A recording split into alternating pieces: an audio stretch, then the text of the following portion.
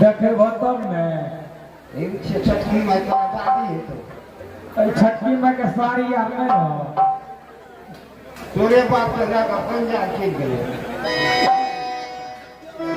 महारानी, तुम सभी महारानी को श्री श्री दरबार की ओर बुलाया गया है।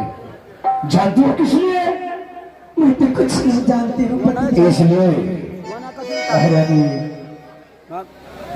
चांदा को इसकी राज बात पूरा पश्चिम उत्तर दक्षिण पता है। एक कंचनगर की मकान है। इस महल में 6 महारानी है। क्या नहीं पति ऐसा राज का सुलही है।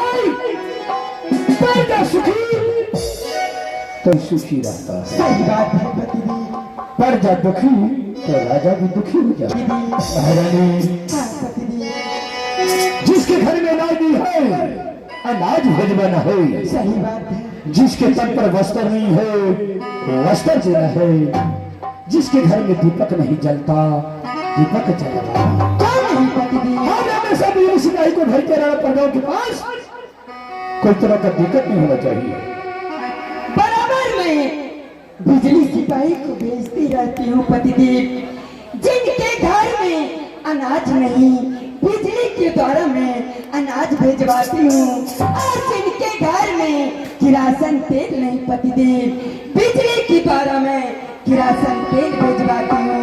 और जिनके तन पर वस्त्र नहीं बिजली के द्वारा मैं वस्त्र भेजवाती हूँ। ऐसा ही चाहिए महारानी। अफसोस तो उस बातों का आ रहा है।